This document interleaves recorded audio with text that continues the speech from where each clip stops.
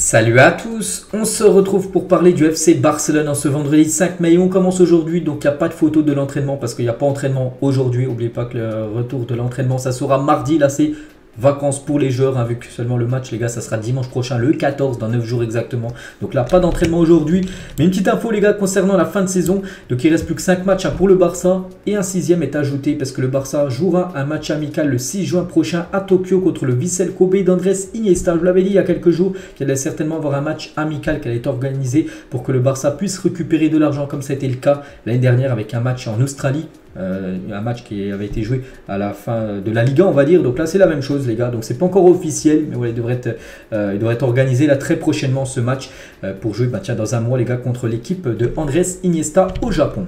On va parler cette fois-ci des journaux, des journaux du côté de Barcelone, Mundo Deportivo. Donc regardez, ça fait qui, enfin c'est qui fait la une aujourd'hui? C'est Amrabat, les gars, le joueur marocain, le nouveau Busquets. Voilà, c'est lui qui fait la une aujourd'hui. Donc Amrabat est le meilleur candidat pour la saison prochaine. Il allie force physique, capacité technique. Son contrat avec la Fiorentina expire l'année prochaine. Xavi l'aime. Le joueur se battra pour venir. N'oubliez pas que déjà il avait failli venir du côté du club l'hiver dernier. Ça s'était pas fait parce que la Fiorentina avait bloqué son transfert et tout. Bon bref, le Barça reviendra à la charge d'après Mundo Deportivo. Ils essaieront de nouveau de le recruter. Donc ils veulent le signer pour un prix tout d'abord raisonnable, et son arrivée ne sera pas liée à l'avenir de Busquets. Le personnel d'entraîneur, elle aime bien, voilà, et je pense que voilà, personnellement, enfin je vois le genre, enfin je vois comment il joue tout ça, je pense que ça peut être vraiment un genre très intéressant, bien sûr, pour l'équipe du Barça. On verra, ça va se faire ou non. Et le prix d'Amrabat cet été serait de 25 à 30 millions d'euros, donc je pense que pour le Barça c'est jouable. Après bien sûr il va falloir vendre, voilà, parce que le Barça devra vendre, de toute façon des joueurs ça sera obligé ça.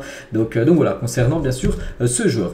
Et si le Barça ne peut pas signer Amrabat, parce que ça peut être le cas comme ça a été le cas l'hiver dernier, donc Guido Rodriguez serait une option aussi pour être une recrue, on va dire, du côté du Barça en tant que milieu de terrain. C'est un peu le même profil tout simplement qu'Amrabat, mais à choisir entre les deux, je préfère quand même Amrabat. Donc lui c'est un joueur argentin qui a même remporté je crois la Coupe du Monde avec l'Argentine il y a quelques semaines.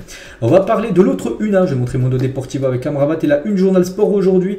C'est Messi avec 6 signatures, en gros c'est marqué. Donc Messi, on peut voir Nico Martinez, Vitor Roque, Ruben Neves, Yannick Carrasco et Gundogan. Ils ont pas mis Amrabat sur leur une.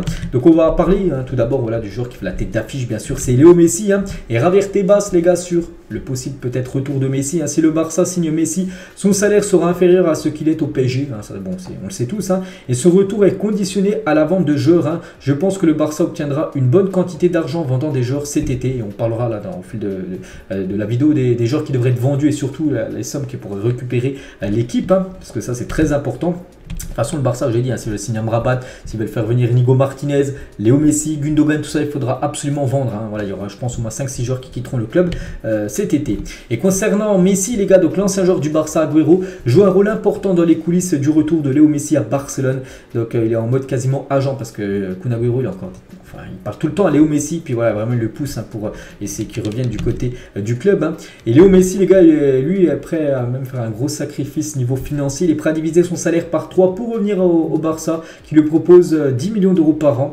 La Pulga espère que la Liga donne son feu vert. Je dis, il faut déjà que le plan de viabilité soit OK auprès de la Liga pour que ça soit faisable. Donc voilà, Messi lui fera un effort, bien sûr, financier pour revenir au club. Et toujours avec Messi, les gars, on a pu voir un nouveau tatouage de Messi. Là, quand il est en Arabie Saoudite, il a fait quelques photos qu'on a paru sur les réseaux sociaux. Et on peut voir sur son pied gauche, les gars, en gros, regardez, il a mis l'écusson du FC Barcelone. Et je crois qu'il n'y était pas avant cet écusson. C'est un nouveau tatouage qu'il a mis. On peut voir, voilà, bon, c'est sur fond noir, mais on peut le voir, les détails de l'écusson du Barça. Donc voilà, un nouveau tatouage de Léo. Marta Ramon, donc c'est un journaliste en Liga, sont sceptiques quant au fair play du Barça en ce moment. Pour l'instant, voilà, c'est pour ça que le Barça devra vendre, parce que pour l'instant, auprès de la Liga, la Liga ne peut pas encore donner le feu vert au Barça pour faire revenir Messi, parce que pour l'instant, je dis, le plan de viabilité n'est pas encore assez conséquent, on peut dire. Et si Messi ne peut pas revenir, parce que c'est aussi une option, bien sûr, s'il ne peut pas revenir, parce que la Liga refuse son retour, on va dire. Donc l'Inter Miami et l'équipe de Al Hilal seraient deux options pour le futur, bien sûr, de Léo Messi, mais bon, sa priorité, bien sûr, sera retour à Barcelone. Et Mascherano, les gars, ancien joueur du Barça argentin et copain de Messi, l'a dit, hein, c'est dommage de ne pas avoir réalisé le type de joueur que le PSG a eu la chance d'avoir dans son équipe. Hein. Je pense qu'il y a 10 ans, aucun fan du PSG n'imaginait qu'il pourrait avoir le meilleur joueur de l'histoire. Et au lieu de l'apprécier, ils ont passé ces 2 années à le critiquer. Il a également dit à Mascherano, dans 10 ans, le PSG et ses fans le regretteront. N'importe quelle équipe dans le monde donnerait n'importe quoi pour avoir Messi pendant 5 minutes. Hein. Aucune des deux parties ne méritait cette fin. Et toujours avec Mascherano, hein, s'il y a quelque chose qui ne peut pas être critiqué, c'est le professionnalisme de Léo Messi. Il est difficile de trouver quelqu'un avec son professionnalisme même. C'est peut-être le meilleur joueur de l'histoire. Il est impossible de le critiquer. Je crois, voilà, tout ce qu'il a pu dire à Mascherano, bien sûr. Il apporte son soutien à son compatriote argentin Léo Messi. On va parler de Busquets, les gars. Rejeter la possibilité de signer pour un club de MLS. Hein. Il jouera à Barcelone ou dans une équipe en Arabie Saoudite la saison prochaine, ce qui est également le cas de Léo Messi, hein, bien sûr. Donc voilà, Busquets, vu qu'ils avaient dîné ensemble il y a à peu près 2 semaines avec Alba, donc Messi a dû certainement lui dire voilà, qu'il allait revenir. C'est pour ça que Busquets, les gars, devrait prendre la décision de rester. N'oubliez pas que Busquets devrait annoncer à Xavi, à la Porta, au club, tout simplement, voilà, son intention de la saison prochaine, est-ce qu'il restera ou est-ce qu'il quittera le club. Donc il devrait rester donc dès le retour de l'entraînement, donc ça sera normalement mardi prochain. On va parler des joueurs qui devraient être vendus. Hein. J'ai dit, les gars, il y a des joueurs qui devraient arriver, mais bon, il y en a qui devraient être vendus. Et le Barça veut vendre Ansu Fati, mais il veut rester. Hein. Et on est convaincu qu'il reviendra au top de sa forme la saison prochaine. Donc voilà, Fati, les gars, sa situation, lui veut rester. Le Barça pousse pour le vendre, tout simplement. Et c'est l'équipe de Wolverhampton hein, qui a offert Ruben Neves plus 30 millions d'euros pour Ansu Fati. La négociation entre les deux clubs est avancée, mais elle est au point mort car Ansu ne veut pas partir. Hein. Ça, le problème, les gars, c'est que Fati veut rester du côté du Barça. Parce que lui, dans sa tête, il se dit qu'il aura une place de titulaire la saison prochaine, qui va réussir à faire une grande saison. C'est ce qu'on espère hein, pour lui, bien sûr, même si voilà, c'est compliqué avec les joueurs maintenant. Il y a tellement de joueurs qui sont au-dessus de lui. Il y a Léo Messi qui revient au club. Hein, si Messi, imaginez, revient au club, c'est pour qu'il joue, bien sûr. Donc voilà, c'est encore une cartouche en moins pour Ansu Fati pour avoir du temps de jeu. Donc voilà, je pense que le mieux pour lui, c'est de partir. Mais bon, il s'accroche bien sûr au Barça, c'est très bien. Mais bon, voilà, il va seulement, enfin maintenant il va falloir qu'il soit meilleur tout simplement que les autres hein, qui jouent au même poste que lui. Aston Villa est intéressé par la signature de Ferran Torres. Hein, les Villains seraient même prêts à formuler une offre d'environ 60 millions d'euros pour l'Espagnol. À 60 millions d'euros, les gars, pour Ferran Torres, là il faut vendre. Hein. Là on est tous d'accord. Donc voilà, bon, Aston Villa qui a beaucoup d'argent, les clubs de PL, hein, c'est vraiment le jackpot à chaque fois ce qui touche avec les droits TV. Donc voilà, il serait prêt à mettre 60 millions d'euros pour Ferran Torres. J'espère que le Barça, bien sûr, le vendra parce que comme j'ai dit, hein, le Barça doit récupérer de l'argent en vendant des joueurs. Et voilà, Ferran Torres hein, devrait être vendu. Villarreal, les gars, est une option, une bonne position pour signer Pablo Torre en prêt pour la saison prochaine. Hein. Je pense que lui aussi, le mieux, c'est un départ. Bon, peut-être pas un transfert définitif, un prêt sans option d'achat. Peut être une option, on peut dire. Hein. Comme tiens, ça a été le cas avec Abdé qui a été prêté à Osasuna. Ça peut être la même chose pour Pablo Torre qui pourrait être prêté à Villarreal pour qu'il puisse avoir du temps de jeu. Parce que là, actuellement, hein, du côté de l'équipe première, c'est très restreint, on va dire, hein, pour le jeune Pablo Torre.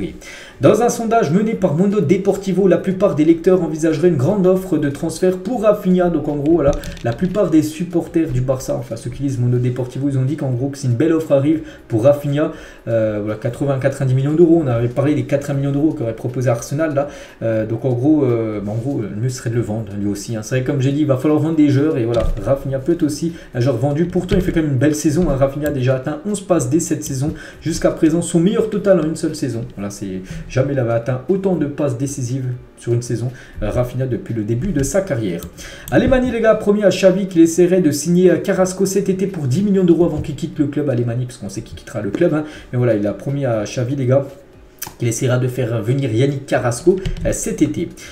Concernant Aubameyang, hein, le départ d'Aubameyang vers le Barça, l'Atlético ou l'AC Milan, hein, deux autres clubs assez intéressés, dépend de sa libération par Chelsea. Aucun de ces clubs ne souhaite payer des frais de transfert, en gros, pour le joueur Aubameyang. Hein, Chelsea pour envisager cette option. Donc nous, on parle surtout du Barça, la personne du FC Barcelone. Donc le Barça veut bien le retour d'Aubameyang, mais ils ne veulent pas payer. Alors, en gros, ils ne veulent pas payer de montant de transfert. En gros, il faudrait qu'il résilie son contrat avec Chelsea. Du coup, ce serait un joueur libre et il pourrait débarquer gratuitement du côté du FC Barcelone. Mais voilà, s'il faut même juste payer 3-4 millions d'euros, ça le Barça ne veut pas. 3 équipes de Première Ligue veulent signer Jean-Claire Todibo qui a une valorisation de 30 millions d'euros. Actuellement, il coûte 30 millions d'euros. on parle de ce genre de Nice, hein, parce que le Barça avait une petite clause, hein, sur son une future revente, hein, donc il réserve 20% d'une future vente, les gars. Donc voilà, s'il est vendu 30 millions d'euros, donc le Barça récupérera 20% de cette future vente. Donc voilà, ça aussi c'est de l'argent qui arrivera dans les caisses du club. Le jeune Lamine Yamal pourrait faire ses débuts avec le Barça Athletic, donc l'équipe B ce week-end. Il s'est entraîné ce matin avec l'équipe B. Voilà ce joueur qui a joué quelques minutes avec l'équipe première, sinon jouait souvent avec l'équipe 19. Il n'avait jamais joué avec l'équipe B. Là, il devrait commencer titulaire ce week-end avec la réserve, hein, tout simplement, de l'équipe. Hein. Et le jeune Lamine Yamal, les gars, ne rejouera plus avec l'équipe première parce qu'il va jouer, donc là il va jouer avec l'équipe B ce week-end et il va jouer l'Euro U17 avec l'Espagne, hein. Donc l'Euro U17 ça commence dans 12 jours, ça commence le 17, voilà, ça commence le 17 mai et du coup il devrait jouer avec l'Espagne, donc voilà, c'est pour ça qu'il ne jouera plus avec l'équipe première. Donc voilà, il a fait quand même quelques minutes, on l'avait vu, hein, contre le Betis Séville, donc voilà, ça sera un joueur bien sûr qu'on pourrait revoir souvent saison prochaine du côté de l'équipe. Le Barça envisage de nommer Victor Baya au poste de directeur sportif. L'ancien gardien et le directeur sportif de Porto. Et vous savez qu'Alemany va quitter le club, hein, c'est officiel au 30 juin. Et du coup, il y a des noms qui ont circulé comme Deco, que j'ai dit hier. Il y a aussi Victor Baya, les gars, qui est aussi une piste, hein, pour être le nouveau directeur sportif du club. Hein. Et les tâches d'Alemany avant de quitter le Barça, donc tout d'abord enregistrer les prolongations d'Araujo, Gavi, Marcos Alonso et Sergio Roberto, renouveler Dembélé, Pena, Baldé et Lamine Yamal, vendre des joueurs, signer Messi et plus d'attaquants, signer Gundogan et un pivot et signer un latéral droit. Donc voilà, il y a encore pas mal de boulot à faire quand même à Alemany avant de quitter l'équipe Blaugrana. Et Matteo Alemany, les gars, a complété 20 signatures en tout depuis qu'il est directeur sportif de l'équipe. 20 signatures et 34 départs en 2 saisons pour Barcelone. Il lui reste encore ce mercato estival au club. Je crois que je suis pas sûr, il faudrait que je me renseigne, les gars, si c'est au 30 juin ou s'il fera encore le mercato et quittera après le Barça après ce mercato. Mais je crois qu'il va être encore là pour ce mercato, hein, qui va être important. Ce sera encore lui, les gars, qui va encore gérer toutes les infos transferts et après il quittera, je crois, le Barça pour aller du côté de Aston Villa. Un journaliste a dit, hein, sur Jordi Alba, quand les choses se compliquent face à un bloc profond pour Xavi, Barcelone, Jordi Alba a été trouvé à la rescousse lors de plusieurs matchs, hein, non seulement marquant des buts mais en étant une source constante de danger avec ses croix et ses courses tardives dans la surface, hein. Donc voilà ce qu'on peut dire, bien sûr, hein. Jordi Alba, c'est qui a perdu sa place de titulaire mais toujours tellement important, bien sûr, quand il rentre en cours de jeu, puis même aussi avec tous les conseils, hein, qu'il donne aux jeunes parce que c'est comme un vétéran de l'équipe, hein. Jordi Alba qui a beaucoup d'expérience, hein, du côté du Barça. Robert Lewandowski, les gars, une petite photo qu'il a pu publier sur ses réseaux sociaux vu qu'actuellement c'est les vacances, hein, pour Lewandowski comme tous les autres joueurs du Barça jusqu'à mardi prochain. Donc il a fêté les 6 ans de sa fille, hein. Félicitations à la fille, belle image, hein, de la famille Lewandowski, hein. Une petite photo aussi de Frankie de Jong, les gars, qu'il a pu mettre, hein, sur ses réseaux sociaux, le joueur néerlandais. On va parler d'un autre néerlandais, les gars, il y a 35 ans, jour pour jour, Johan Cruyff devenait le manager du Barça. Le monde ne serait plus jamais le même, hein. Donc depuis nous a quitté, bien sûr, le légendaire Johan Cruyff, hein, quelqu'un, bien sûr, une légende, hein, du côté du FC Barcelone. Jude Bellingham, les gars, a supprimé ce tweet sur Messi parce que Bellingham, pour ceux qui suivent un petit peu les infos transferts, devrait signer chez le rival Real Madrid, hein, c'est quasiment fait. Et à l'époque, les gars, il avait mis, hein, je crois que c'était le 23 septembre 2019, il a mis Léo Messi avec une chef goat en gros par rapport à Messi. Du coup, il a dû supprimer ça vu qu'il va aller du côté du Real et Messi, voilà, il est relié au Barça, tout ça. Donc il a supprimé ce post Twitter qu'il avait mis il y a quelques années. Laporta était pour la continuité de Barça TV, hein. Les pressions des services économiques et l'impossibilité de continuer avec moins d'employés l'ont fait changer d'avis. C'est que le Barça TV, j'ai dit au 30 juin, les gars, ça sera fini, les gars, cette chaîne qui emploie plus de 120 employés. Donc elle va s'arrêter pour faire des économies. Donc voilà, Laporta voulait continuer bien sûr avec cette chaîne, mais c'était plus possible, hein, au niveau économique.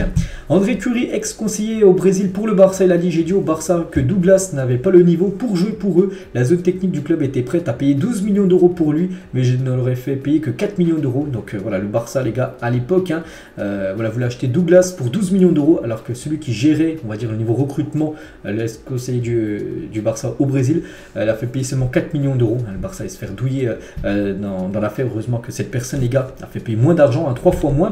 Et toujours avec André Cury, ex-conseiller du Barça au Brésil, hein, à propos de Gustavo Maia que Bartomeu a signé pour 4,5 millions d'euros pour l'équipe B. Le club est venu au Brésil pour le signer sans rien me demander. Je ne l'aurais jamais laissé le signer parce qu'il n'était pas un joueur du niveau du Barça. Donc voilà, c'était sous l'ère Bartomeu qui faisait un petit peu n'importe quoi. Il achetait des joueurs quasiment 5 millions d'euros alors qu'il valait quasiment pas du tout dessous. Donc voilà, ce qui était à l'époque, hein, c'était le président Bartomeu qui faisait un petit peu n'importe quoi avec le club. Et on finit les gars cet épisode aujourd'hui avec le top 50 des clubs avec le plus de valeur et le Barça sur le podium. À la 3e position, il y a seulement le Real 2e et Manchester United 1er. Donc voilà, valeur de club, c'est tout, hein, ce qui comprend voilà, le club. Donc voilà, bien sûr, hein, une grosse valeur du côté du FC Barcelone. Donc voilà les gars ce qu'on va dire aujourd'hui. J'espère que ça vous a plu. On se retrouve bien évidemment demain pour le prochain numéro. Bonne journée à vous et à demain.